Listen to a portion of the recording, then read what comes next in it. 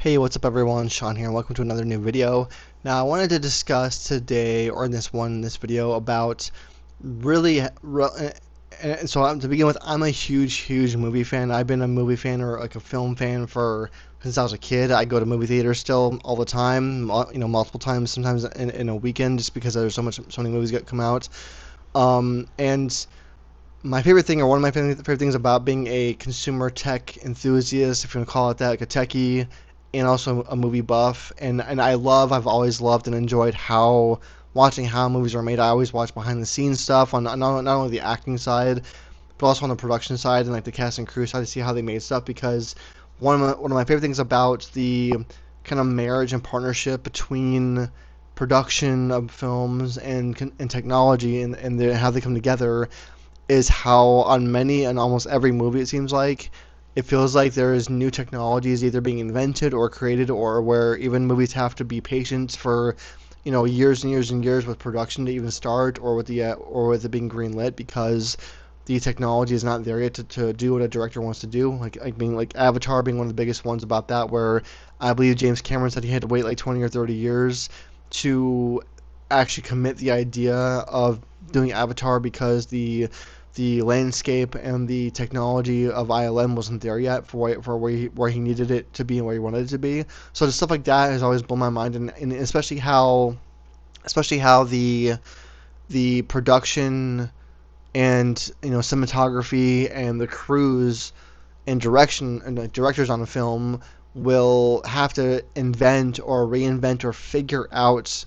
in so many scenes of a film that we'll never know really overall how hard it was for them to make a shot that maybe would be 10 seconds, and there's infinite amounts of examples I can think about this of that example overall. Like one of the most recent ones that blew my mind the most was actually last year during the summertime when the whole Formula One F1 movie with Brad Pitt came out, and it wasn't because of the story really. I love Brad Pitt, and that movie was phenomenally good. But to me, the F1 movie works so well because for the first time ever, you got to be put into the actual driver's seat of a Formula One car, which I knew nothing about before the film. I had to watch like a little bit of YouTube to actually even see how the whole league worked and just see what it was like and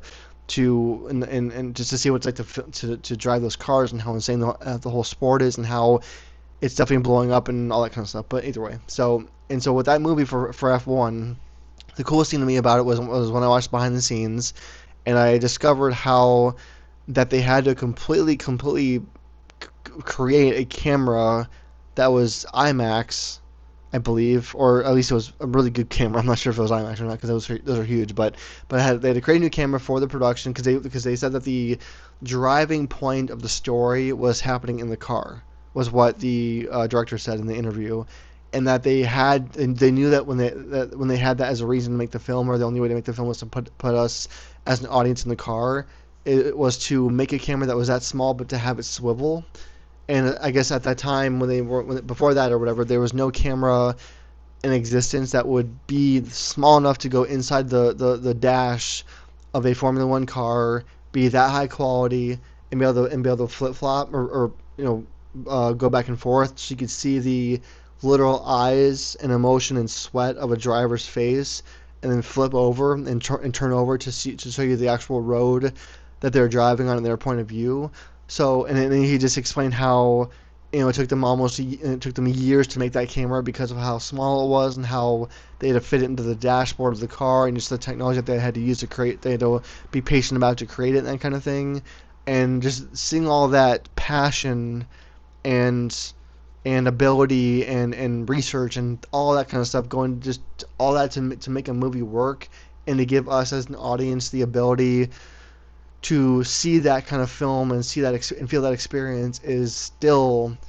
probably, if not my favorite things about movies, but one of my favorite things about movies, because of the fact that these people, these teams, these productions of films, they go through so much work and so much effort and so much research and so much behind the scenes stuff to make those impossible things possible, just to give us a new view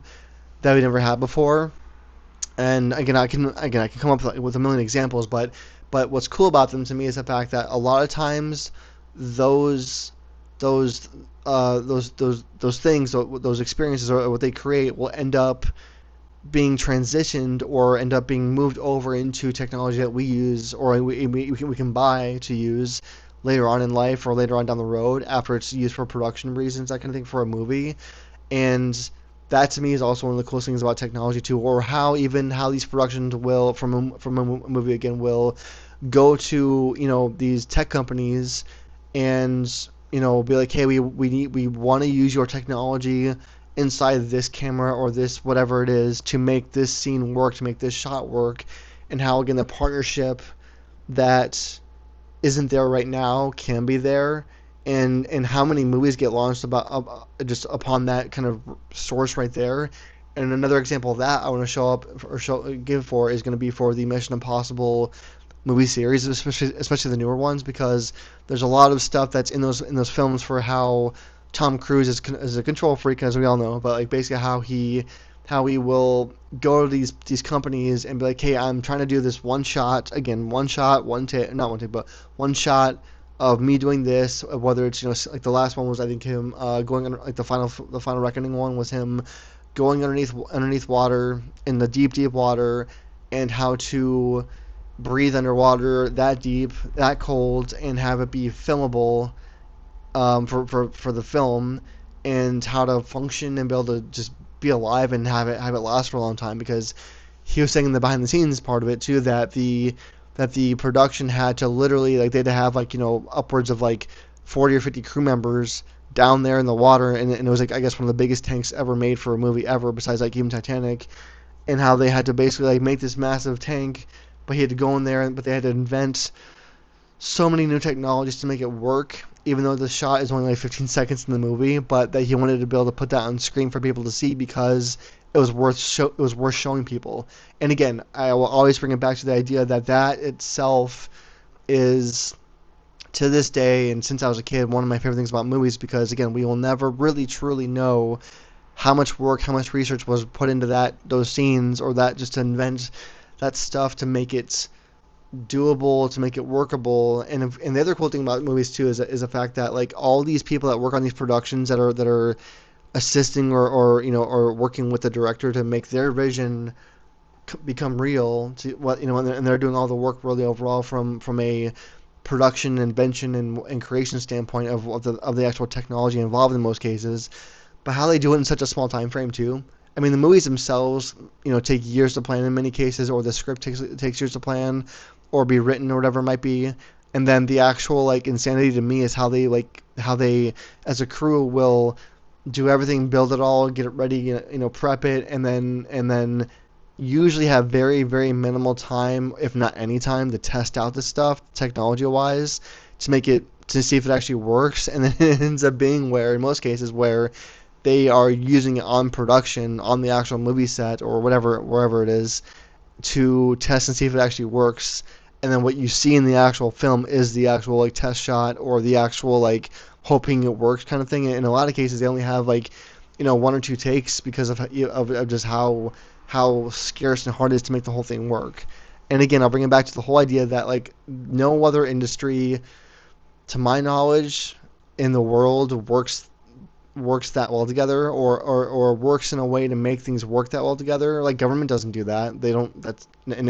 that's in any country. Like I don't see any government working together that well to make things work for the people of the government ever. And now, so that's one thing for sure. And then again, I mean, maybe like healthcare in some ways does that for inventing new things. But like again, I've always been impressed and absolutely enamored by how hard these movie productions work to make new things. And it's always just because they want audiences to be able to again see a new experience, or experience something in a bigger format than it's ever been done before. And and it's funny too, because of the fact that like a lot of these bigger directors now, so like Christopher Nolan and Denis Villeneuve for the whole Dune series and other things he's done, and like they're now almost more popular, and James Cameron too for that matter, but they're almost more popular than ever before, because of the fact that they in most cases are the only directors that are funded well enough, obviously, but that they're the only directors that are willing to do something that's so outside of the realm of reality from probably most other directors because of how cool it'll be, or just how much they love the technology behind it, or they love developing and pushing the technology, beyond the limit of what it's been used for. Another example of that recently was just for, which is not even out yet, but the Odyssey film for Christopher Nolan, because the entire movie is filmed in IMAX, not just a few scenes, but the whole entire film for the Odyssey coming out in a few weeks here is filmed on IMAX. And I was watching behind the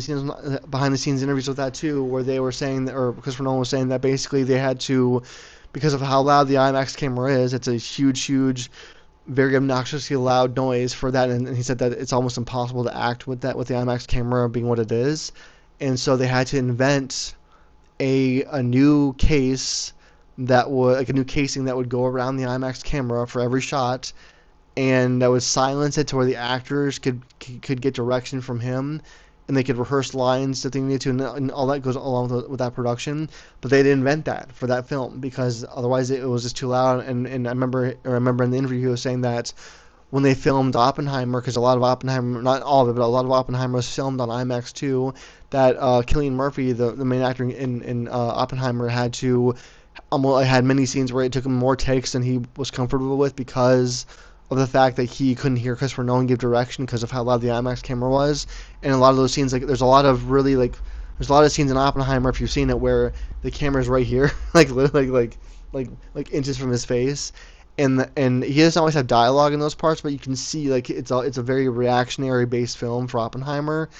And so the direction he would get from Christopher Nolan, like, it was almost always like drowned out because the camera was so freaking loud that it was hard to just take direction in general from that kind of thing. So again, just back to the whole entire inspirational thing to me of how films, and just films in general, how they again have the ability to constantly make new stuff that we get to see and view and experience, even if only for just a few seconds, in the film itself. But I think that nowadays that people are, I think because of YouTube, honestly, a little bit too, not because of, like, of just, I think with how popular YouTube has gotten, and I'm primarily talking about the photography, cinematography, like the creative, like more videographic kind of style of YouTube, not other stuff necessarily with it, like in certain niches, but that area of YouTube I think that's why it's one of the more popular areas of YouTube, because of the fact that I think a lot of people are now more than ever so seeing all these behind the scenes um, experiences of making of these films, and then they're being inspired by that, and then making vlogs about it, and even like just general YouTubers that are into cameras are getting access now because of how normalized YouTube has become, especially for sure as like filmmaking goes, where a lot of YouTubers that make films, short films, or films in general, I should say, are being invited or to interview these directors or these cinematographers or directors of photography of these big budget films, with how they made shots or how they filmed shots or what they had to create or invent to make this stuff work. And again, that did not used to exist. So I think it's very, very, very rad that we are now have been in for a few years and are moving more so into even more of a deeper ocean of this ability to see how hard these production crews work to make these films, and how they will constantly go above and beyond what I think is normal for a film to show the size and scale of certain things than we would ever see before if it was made, 30 years ago, whatever it's been. And again, it's because of the fact that, at least in my opinion, because of the fact that the technology is so, I don't want to say inventive anymore, but so, it's doable now. Like again, like companies are willing to make the investment nowadays more than they used to be. I feel like that to try and create and attempt these technologies to make it work. And again, I think the coolest thing about that again is the fact that it's seen the most in film because of how big of an audience it can get to. And to me, that's just one of the coolest things about movies these days is that you can see these films that are huge on scale and just how cool the technology really is overall behind them, that behind the scenes, I should say, and behind the making of them, that that just didn't used to exist or couldn't exist because of how much we've again developed and innovated in the last 25 years or so for film. And it's just one of my absolute favorite things about movies overall. So, as always, in the comments below, let me know what you think about, if you're as much of a movie buff as I am about the making of films or the tech used behind films to make things be cooler, cooler looking or much bigger on scale. Let me know what you think about all that kind of stuff. Otherwise, thanks for watching as always, and of course, give the video a thumbs up if you enjoyed it, and of course, subscribe for more content about technology. Again, thanks for watching, and I'll see you all in the next one.